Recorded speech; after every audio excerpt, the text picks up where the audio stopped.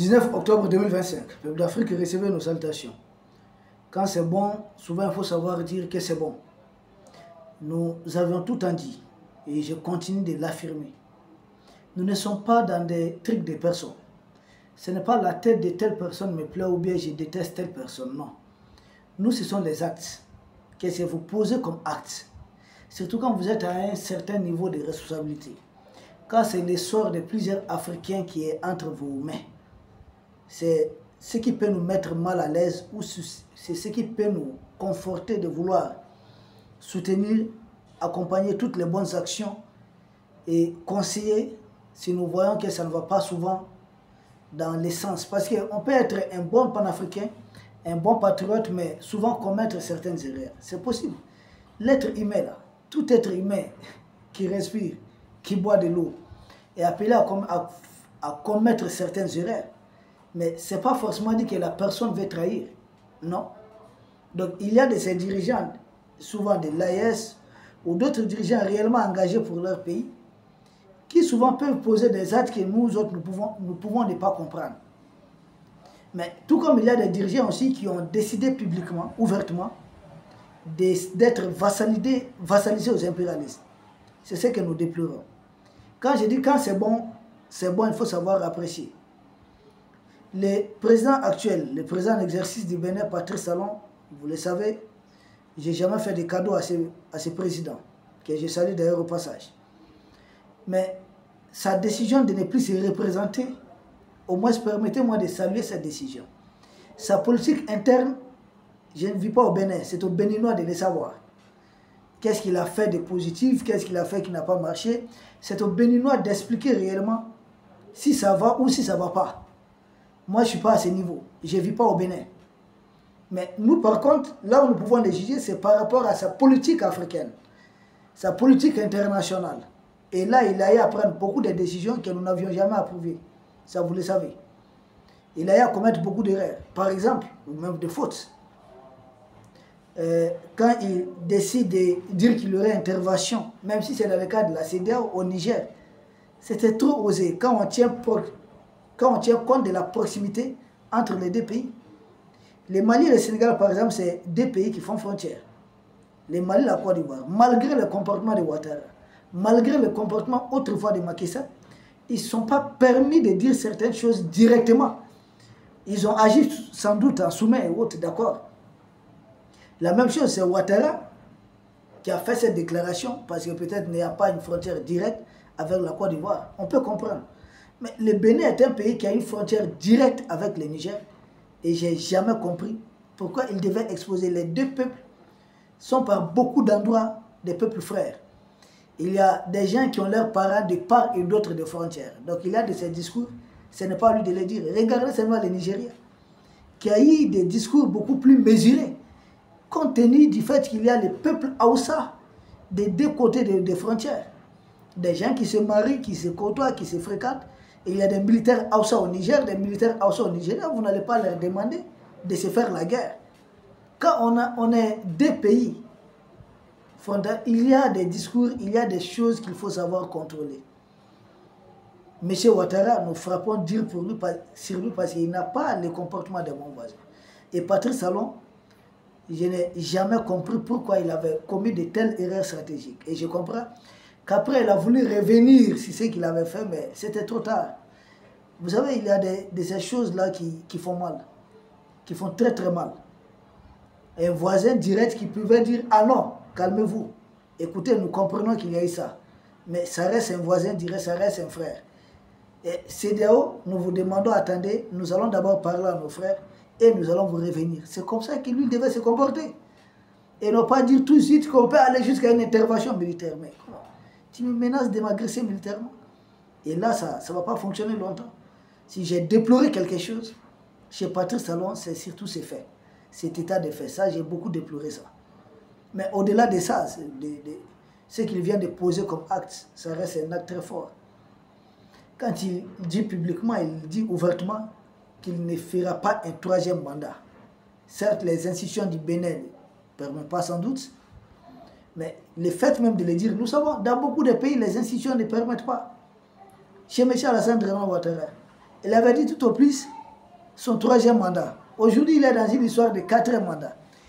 Et plus grave encore, il est en train de disqualifier tout par rapport à M. Alassane Draman Ouattara. Cet acte de Patrice Talon, nous disons, c'est un acte fort.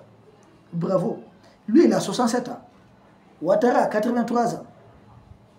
Donc Ouattara est plus âgé que lui de 16 ans. Il y a 16 ans d'écart, si j'ai bonne mémoire.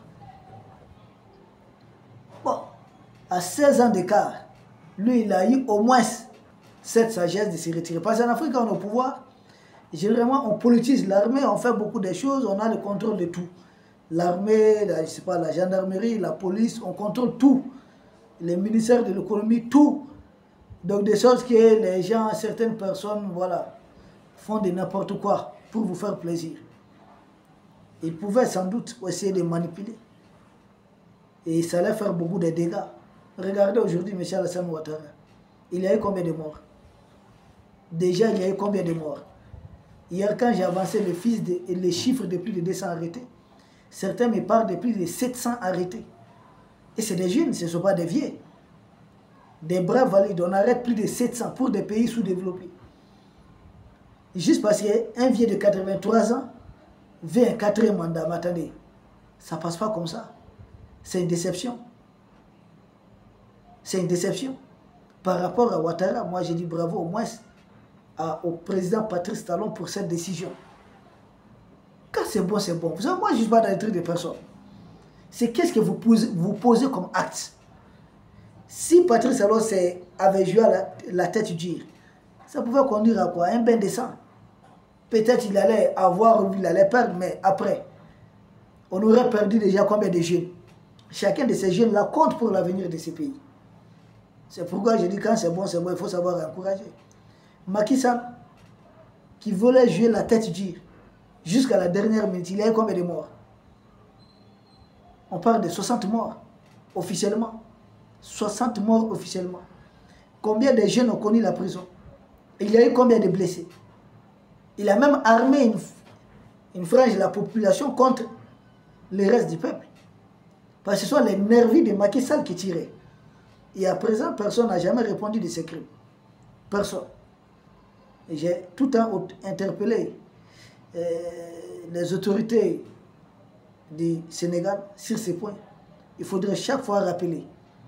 Il y a des jeunes qui ont été assassinés. Ils étaient très jeunes. Ils étaient vraiment jeunes. Ils n'ont rien fait. Ils n'ont pas mérité ça de la part de Macky Sall. Au moins, tout ce qu'on peut faire pour ces jeunes, c'est de rendre justice. Mais ce n'est jamais arrivé. J'espère que ça va arriver. Les pays où on a jugé Hissène Habré, qui ces crimes, peut-être s'il a eu à commettre des crimes, c'était au Tchad, ce n'était pas au Sénégal. Mais si c'est au Sénégal qu'on a pu le juger, je me demande s'il y a des gens qui ont commis des crimes au Sénégal, pourquoi ne pas les juger là-bas? C'est très grave. Patrice Talon, oui, certains me disent qu'il a écarté tous ses opposants qui étaient présidentiables. Je n'ai pas dit je suis pour ça. Je ne sais pas si on me comprend. Le seul fait de renoncer, c'est ce que je salue. Il y a beaucoup de ces actes que je condamne, je dénonce. Son comportement dans ce qui s'est passé au Niger, j'ai tout en condamné. Son histoire avec la jeune française qui vient donner un avion anti-criquet là, j'ai tout en condamné. Des attaques, ici comme là-bas, nous avons tout en condamné. Écarter ses opposants et autres, comme nous ne les connaissons pas assez. Mais nous condamnons. Mais ce que nous saluons au moins, c'est ce mérite qu'il soit un nulard même. Il a compris peut-être qu'il est mauvais et qu'il ne doit pas continuer. Un 3e mandat, ça suffit. Il faut passer la main. Maintenant, à qui passer la main s'il a organisé ça, vraiment, là, c'est des gens qui méritent, qui maîtrisent la politique intérieure du Bénin, qui peuvent nous donner plus d'informations. À ce niveau, nous ne pourrons pas dire grand-chose. Et quand je ne maîtrise pas quelque chose, je n'ai pas les bonnes informations, je ne peux pas aller sur ce terrain. On peut toujours m'envoyer des messages sur ma page Facebook, Général Diawara. Voilà. Sur cette page, vous m'envoyez des messages, donc des informations. On pourra à partir de ça faire notre analyse. Mais pour le moment, je me limite à encourager, à féliciter cet acte. Parce que de plus en plus, mais regardez au Cameroun aujourd'hui, Paul Biya veut un combienième mandat? Je vous en prie, il veut un combienième mandat? 7e, 8e. Maintenant, est-ce un mandat pour le Cameroun? Pour le peuple camerounais? Ou si ça va arranger beaucoup plus d'autres peuples? C'est un autre débat. Mais là encore, ma peur c'est quoi? C'est de voir des jeunes Camerounais perdre la vie. En fait, moi, ce que je déteste, c'est qu'on limite des jeunes Africains juste pour entretenir un système, un mauvais système en place. Mieux vaut préserver des vies et puis continuer avec votre mauvais système et qu'on combatte ça un jour. Si on doit martyriser les jeunes Africains, ça doit être véritablement pour renverser un système. Mais perdre des jeunes Africains et garder le même système en place, regarde, pour que Ouattara accède au pouvoir, il y a plus de 3000 morts. En grande majorité, plus de 90% sont des jeunes. Plus de 90%. Et là, vous avez ces vieux de 83 ans qui s'accrochent. Qui veut continuer, il veut un 4e mandat. Un 4e mandat contre l'Afrique. C'est là qu'ils ne sont pas d'accord. Si c'était pour l'Afrique, là, on allait lui dire de prendre même 10 mandats. Parce que nous autres, nous avons vraiment été à l'école de pensée aussi de Sékou Touré. J'ai dit son école de pensée. Quand il dit, si la jeune française commence à faire les éloges, être laudataire de Sékou Touré, ça montre que lui, il est devenu très mauvais. Il trahit son peuple. Mais tant qu'ils seront là à les condamner, dites-vous qu'il est avec son peuple.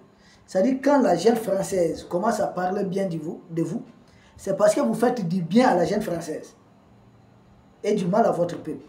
Mais quand il commence à mal parler de vous, ça montre que vous faites mal à la jeune française, mais vous faites du bien à votre peuple.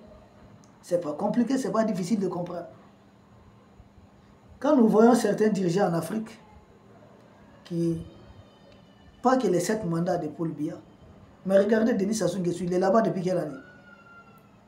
Vous saviez qu'il a eu à diriger les pays après l'élimination des Marwan Wabi et autres là. Il a d'abord dirigé les pays. Et qu'après, c'est Pascal Lissouba qui a été élu.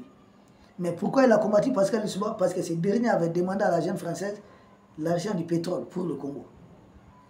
Et en lieu et place, ils ont ramené Denis Sassou Nguesso avec une guerre qui a fait plus d'un demi-million de morts.